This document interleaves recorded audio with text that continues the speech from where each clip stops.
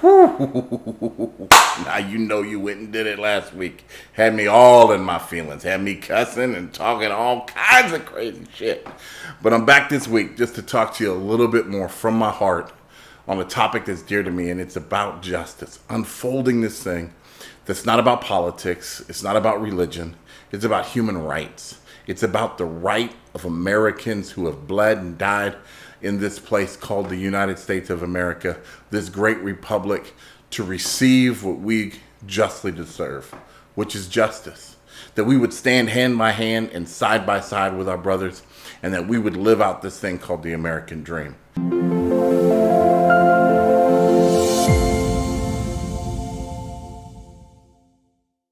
Now, it's been amazing to me because over the last week, I've actually talked to more Caucasian people than I have in a long time about this thing called racial justice. And the crazy thing to me is that not one, not two, not even a handful, but many of my Caucasian brothers have actually implied to me that Black Lives Matter has done more to stir racial hate and injustice than white supremacy ever has in the history of America.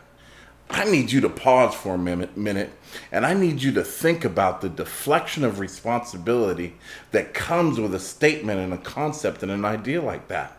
We are so busy as Americans running from our own personal responsibility that we would deflect 400 years of injustice into a movement that's been here for less than 4 years. It's time we take responsibility. And I'm not just talking about white people and you guys running into shame or guilt or a feeling of overwhelming hatred. No, I'm talking about all of us. We begin to take responsibility. My black folk, it's time that we take responsibility for not requiring of our brothers and sisters outcomes for our vote. Listen to me. I am right now in a moment where politics is more on my mind than it's ever been. Here I am as I approach 50, and politics have become extremely important to me because I realize the value and the legacy that they leave. And I certainly have my opinions about who should be the next president based on the past 4 years. But I want you to understand something.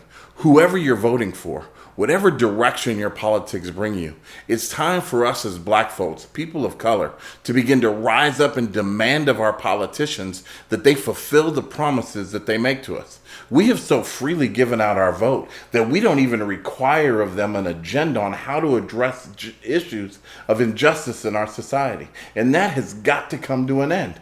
We owe it to ourselves and we owe it to our children to look our politicians in the eyes and put forth in front of them demands for the community of color. Listen to me.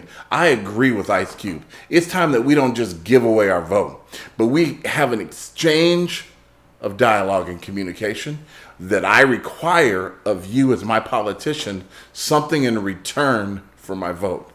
That's not manipulation. That's not coercion. That's politics. And if you don't think that we understand how to engage in politics after being in the United States as long as we've been here, you are misinformed and you are wrong.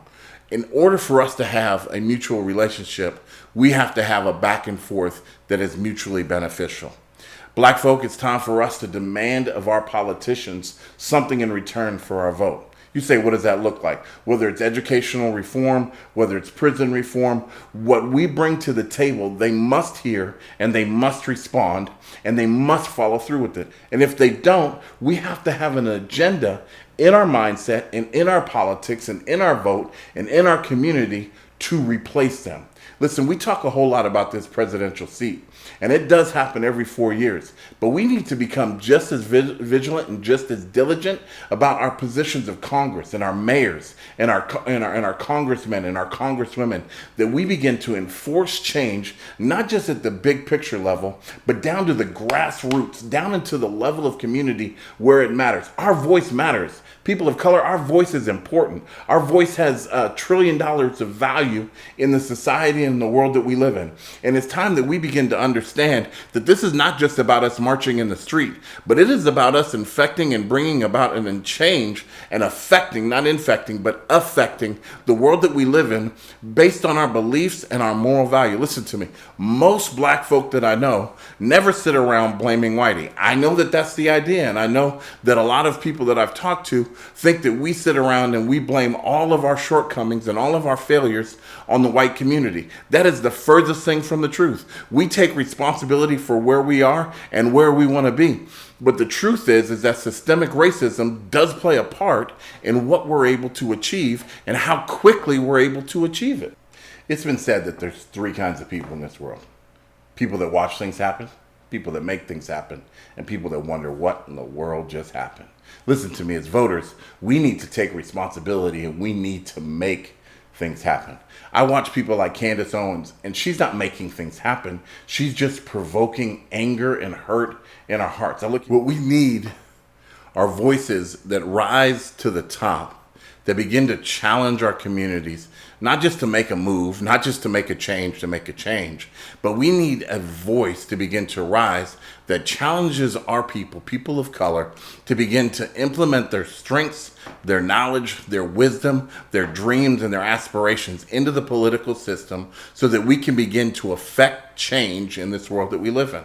Listen, we need change at the educational level. We need change at a medical level. We need change in the areas of our communities to where we're not cut off and redlined and we don't systematically fall into a place where all of a sudden we are separated from the economic opportunity of success. We need to make our voice be heard and our vote count by demanding of our politicians, following through with our politicians, and making sure that they are spot on in dotting their I's and crossing their T's to the issues that are important to the Black community, to the community of people of color. That together we can rise and we can overcome the stumbling blocks that have been with us for so very long. I believe that it is not at all what happens to us. It's not the event that determines our outcome. Even though the event of racism is real, and even though the event of systemic racism is real, I don't believe that that alone is enough to hold people of color back. No, I believe that it's important how we respond to the event that determines our outcome. For too long, we have responded in an outcry of pain. We've been offended, we've been hurt, we've been insulted, we've been clear to communicate to our brothers and sisters that it is unjust that they treat us unfairly. We've been all up in our feelings and we've said how evil it is and how wrong it is. But it's time that we take our protests to the next level. People of color, it's so important that you recognize your value, your weight, and your beauty. And you begin to understand that it's not just about complaining what's been done to us, but it's about us laying out a strategy of success. And there are some amazing people of color with brilliant strategic plans that we need to begin to gather and empower as our voice in the community to help us begin to rise out of the place that we now dwell. Now, many of us are at high places. Many of us are extremely successful. Many of us have achieved at a level that many thought impossible. But that is not to say that we need to stop our progress. We need to keep our progression in the direction of raising our entire community. It was once put before us that the talented tenth of our community could change the world. And we've worked hard to do that. We've worked hard to bring our aunties and our uncles and our cousins and our friends up out of the poverty as we've risen, whether it was through sports or whether it was through entertainment or whether it was through education or preaching or whatever avenue we've taken. We need to expand that into places that are applicable to all people of color, like our educational systems and our disciplines at home, our families and our communities. And you say, Richard, how can you get so personal to climb into somebody's home and talk about what's going on there? We need to empower one another with the knowledge, the skills, and the economic stability to begin to speak to each other's families in a way that we used to. You may say that sounds far-fetched. Well, I believe that we're on the tipping block of making a decision for America right now on the country that we're going to mold it into. And it's well within our capacity. It's time that we take responsibility, that we would begin to make that happen through our daily decisions, not just at the presidential level, but that we begin to make that decision at our local level, that we begin to put that kind of pressure on our mayor, that we begin to put that kind of pressure on our councilmen, that we begin to put that kind of pressure on our superintendents of our schools, that we can begin to put that kind of pressure on our medical systems in our cities, that we begin to demand of our region and of our areas excellence towards people of color. And people of color, we need to put a demand on one another that the best of us begins to be focused on. That we focus not on the weaknesses of other people, but we focus on the strength of who we are as a people to encourage one another and hold each other accountable. It's been disgusting to me. It's made my stomach crawl that people would have the audacity to say that an organization called Black Lives Matter could stir more racism in 4 years than 400 years of white supremacy has caused in our nation. Caucasians, I love you and I'm half of you. It's time that we educate ourselves to the world that we really live in, to the systemic indoctrination of hate that is bred into the minds of those in leadership and those in potential leadership to keep the old ways the old ways.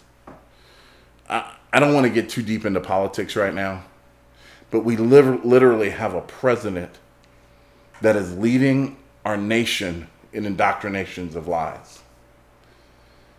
We literally, when he sits up in front of the country and addresses our nation, we feel compelled to have fact checker up on our computer to go through every word and every sentence of his message because he screamed fake news for so long that I guess he just decided to start giving it to us. I mean, how many times do we have to catch this man in the middle of a lie until we understand he's not telling the truth. He is a liar. But it's frightening to me, not that he lies. That's his character. What's frightening to me is that so many of us have bought it hook, line, and sinker and have decided that we would pledge our loyalty and our vote to someone who would lead us in such a deceptive way. Literally covering up the truth about a pandemic that has such economic impact on our world that we're going to have one of the worst economic collapses in our society's history. One of the most frightening things to me about this whole process is that his primary role, one of his primary roles, is to put into position, to put into place the very judicial system of our future. Meaning this, he is on the cutting edge of placing new Supreme Court justices into place. The weight and the breadth and the depth of what our Supreme Court is able to accomplish in the lifetime of them sitting on the seat is astounding. And character duplicates character. You have to look at the man's position and how many people in his office he's had to fire. Now, it was funny for a little bit because you said to yourself, look, it's The Apprentice all over. He's firing anybody that stands in the way of the message that he wants to communicate and the direction that he wants to take the nation.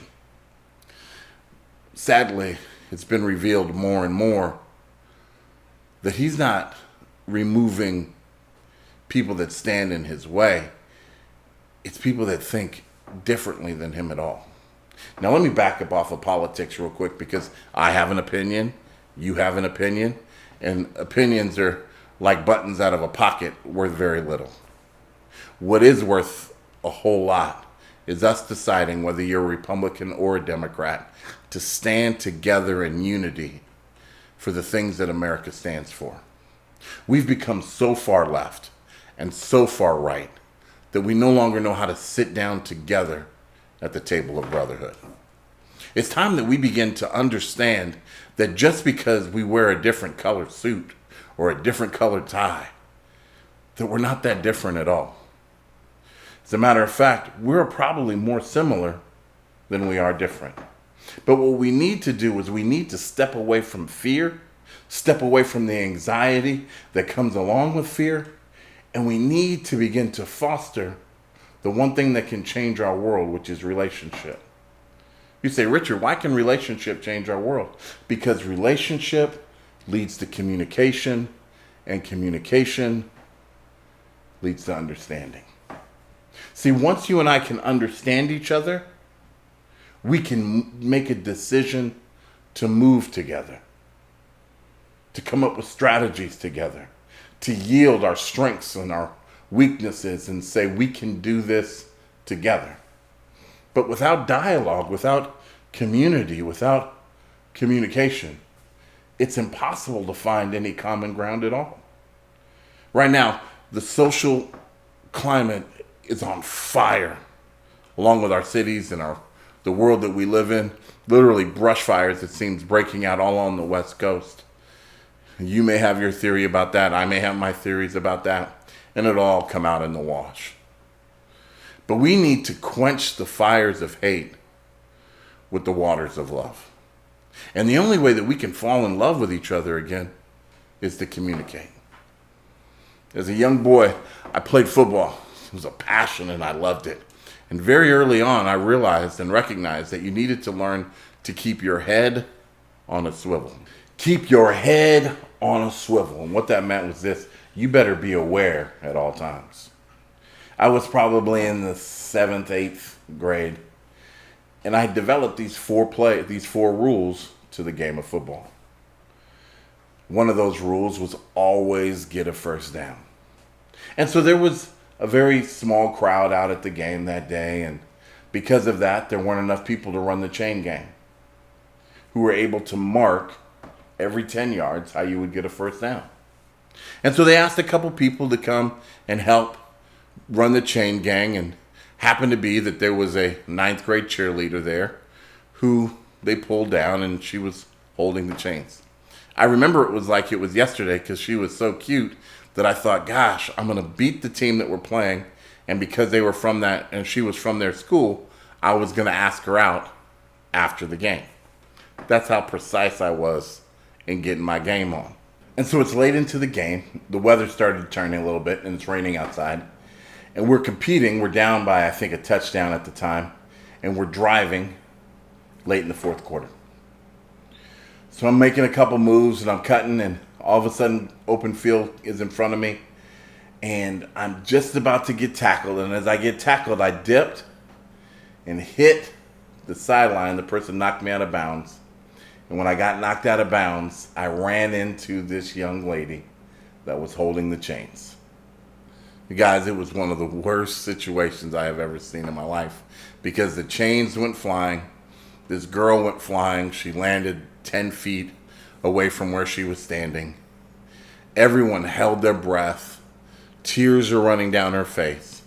And she'd cracked her forehead. Blood was running everywhere. I ran over to try to help her up and to see how she was doing, but because the game was still going on, they pulled me away. It was heartbreaking to me. And as I looked at this young girl, blood dripping down her forehead, somebody replaced her on the chains, I had to decide whether I was going to stop playing and run over and make sure she was okay, or if I was going to keep moving forward. You guys, social injustice in the world that we live in is kind of the same way. And too many of us have been standing on the sideline measuring how far we've gone. We talk about how far we've come from slavery, how far we've come from Jim Crow, how far we've come from redlining and our GIs going over and fighting a war that they didn't come back to a world where they were treated as justly or given the economic opportunity to raise their family out of the same tragic situations as other soldiers because of the color of their skin. We talk about how far we've come from the 1960s, and we talk about how far we've come from the world of the war on drugs that incarcerated so many of our people. But sometimes I think that we're just like that little girl who's standing there holding the chains, but we don't understand that we better keep our head on a swivel or injustice is going to hit us in the mouth.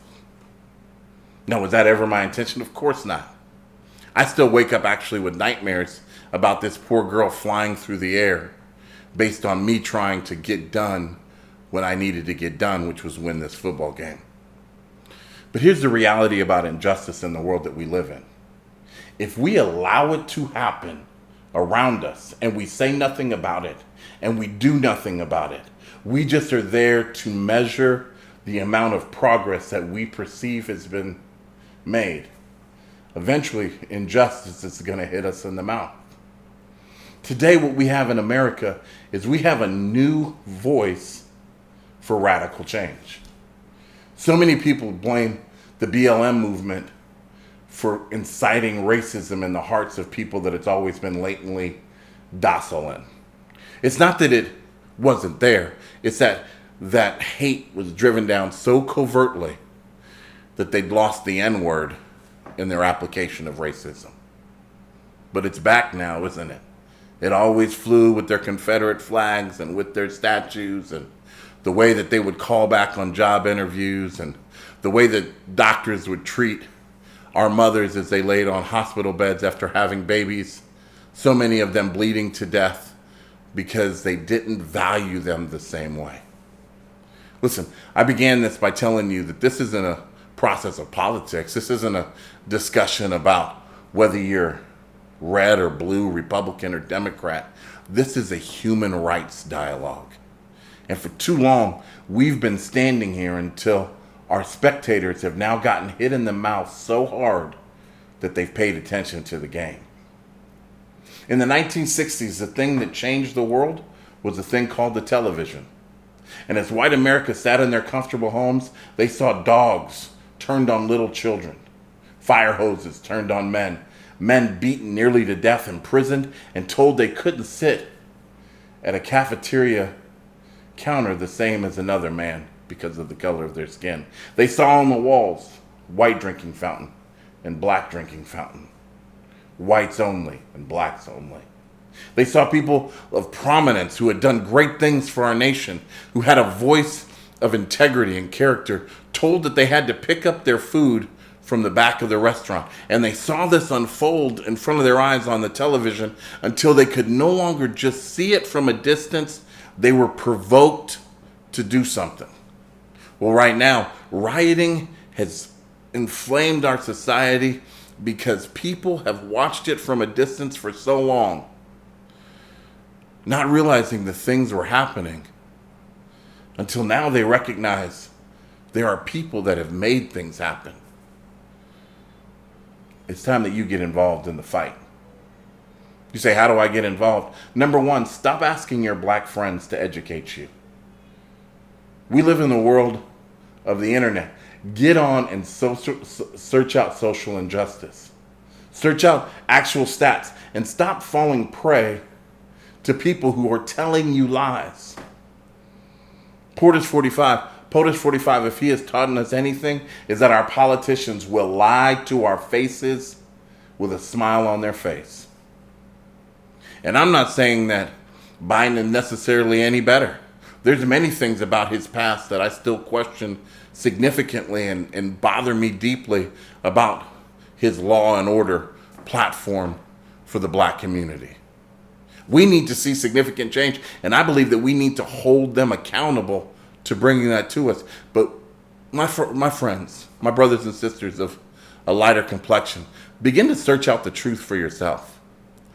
Watch documentaries like 13 and begin to discover for yourself the injustice that has occurred.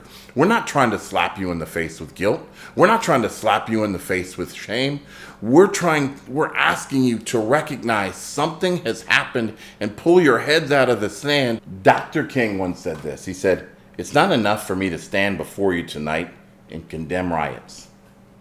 It would be morally irresponsible for me to do that without, at the same time, condemning the contingent, intolerable conditions that exist in our society. These conditions are the things that cause individuals to feel that they have no other alternative than to engage in violent, rebellious to get attention." And I must say tonight that a riot is the language of the unheard. So as Dr. King said, rioting is the voice of the unheard. And so now, as our white brothers and sisters come into this fight, they're recognizing that their voice isn't and hasn't been adequately heard. And so they're speaking in the voice that they've only known, which is a protest different in many ways than one of peace. See, we were indoctrinated from the time we were little that fighting isn't going to do us any good. We're only 14% of the community. But for white people, it's extremely different. And so your boldness is different. Your approach is different. It's kind of funny to me as a kid, we would see little white kids ask for a piece of candy in the store, and they would throw themselves on the floor if wasn't given to them. Now, I'm not saying that that's the culture of all white America, but what I am saying is that that is the voice of the protesting that we hear today, hijacked by those that would loot and riot just to be heard. I am not for rioting. I am not for looting. I am not for seeing our police hurt or injured. As I would say, most people of color aren't. I believe what's happened now is that we have seen a new form of protester enter the field of civil rights and hijacked our cry for change and brought their only voice that they've ever spoken with, which is an entitled voice. See, remember this word that we've talked about or you've heard that triggers so many people, which is white privilege? Imagine for a moment what white privilege would do in the mind of a protester. They don't think they can ever be harmed. They don't think that any damage can ever come their way, so they act differently. America, maybe this is the exact wake-up call that we've always needed for our young white brothers and sisters to join into the fight and for you to hear just how painful, to experience just how painful pretending that change without any change can really mess with your psyche, can really mess with your vision and your hope. The Bible says that hope deferred makes the heart grow sick. People ask me all the time, why is it possible that somebody can come from a different country and succeed so quickly here in America? Same skin color, same skin tone. Oftentimes it would seem that they would even have less advantages, a lower level of education, lower understanding of the community that they live in. And I'll tell you this, it's because oftentimes we become infected by the disease or the virus that's around us, and it causes us to visualize ourselves as the world around us has. You say, is that a self-fulfilling prophecy? Perhaps in some ways it is.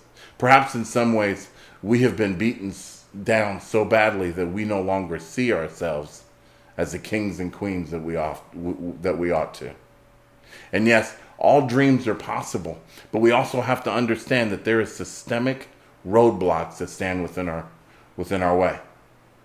Today, the protesting has turned into rioting and looting because, like most of our music and most of our entertainment and most everything that we've ever brought to society, others have hijacked it with their own intentions and their own desires. But at the heart of what we're looking for, and we will continue to stand, I pray, in peaceful protests, is justice. Together we can receive it, we can live in it, and we can achieve great things in America. America, it's time to hear us. Hear us through your own research and hear us through your own study. Hear us through looking and dialoguing with one another about the injustice that's occurred in this beautiful country called America. Don't just feel guilt. Feel a compelling desire to bring change. One of the reasons I believe that there is so much rioting happening and looting and the burning of buildings and property and damage occurring, police cars being set on fire, is because, like in the 1960s, we have a new medium called the internet. And through the social medium of Facebook and Instagram and TikTok, we now have visual stimulation of the things of injustice that have occurred throughout the years. We get to see with our own eyes the injustice that occurs for so many people. Now, there is something very important for us to realize, that there's really three views when it comes to any truth. The first one is your opinion or vantage point. The second one is mine. And the third one is an overall picture of what's going on. An event seen from one point of view gives one impression.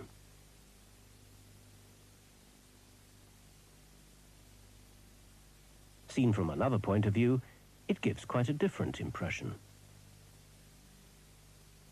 But it's only when you get the whole picture you can fully understand what's going on.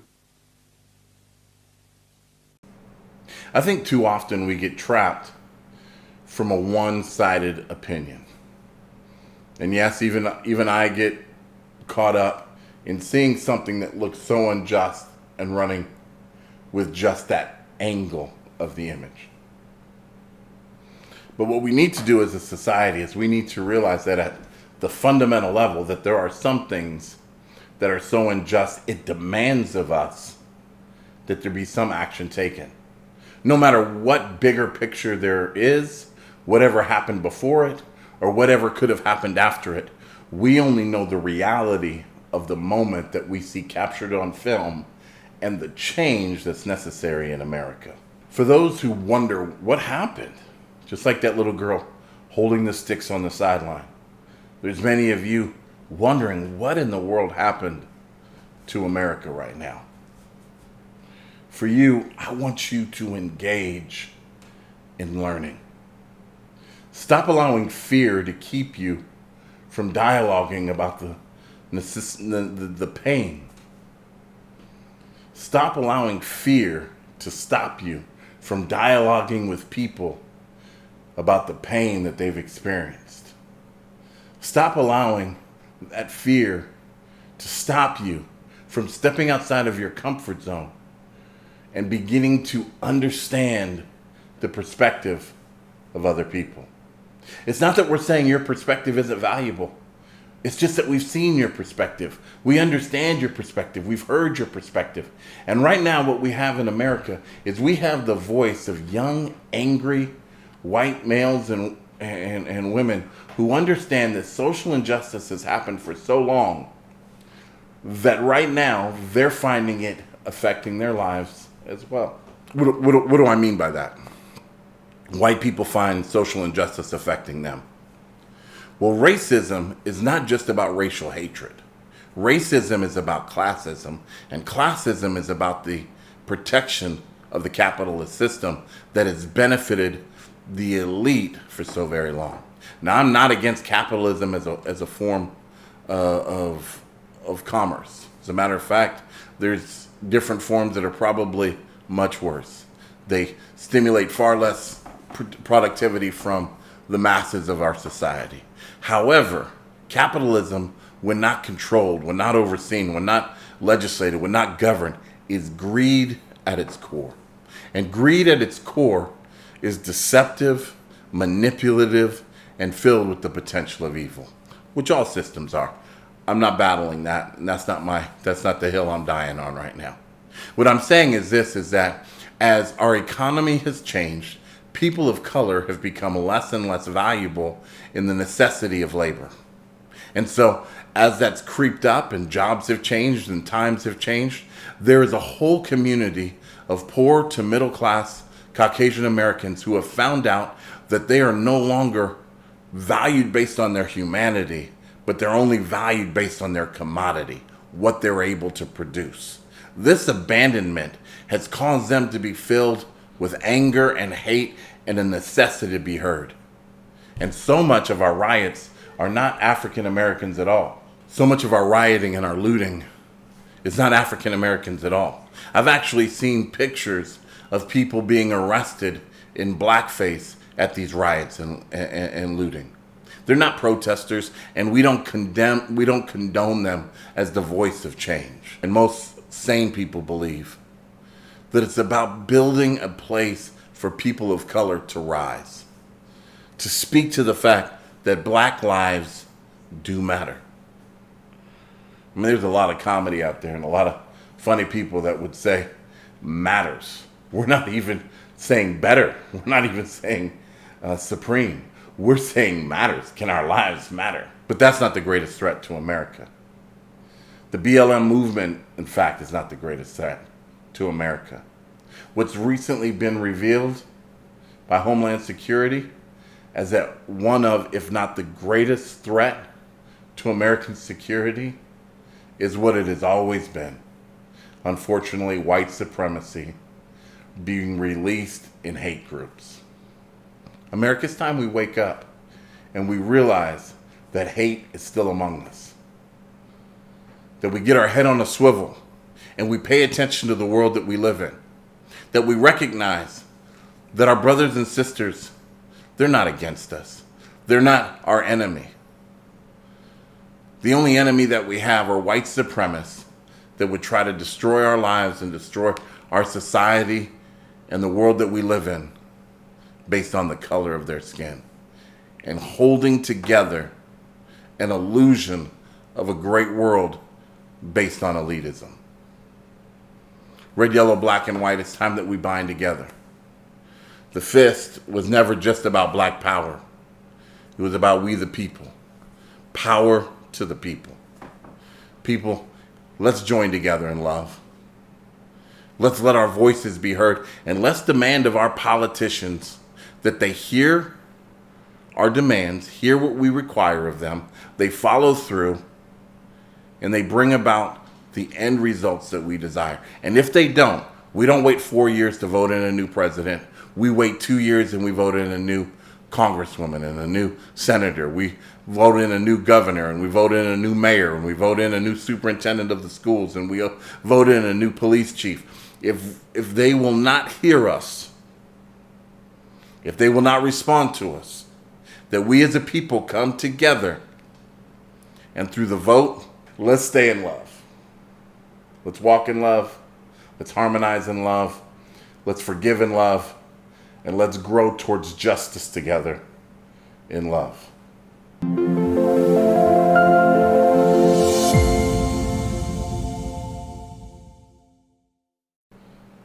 Hey everybody, this has been Richard Thomas. I'm the host of the Lionheart Institute podcast. I hope you've enjoyed this segment. Please do like, comment, and share. And most importantly, right now, my family, please subscribe and hit that bell for notifications so that you can stay in the loop of our most recent releases. This is the year of the greatest change in American history, the time when our voice is heard. God bless you.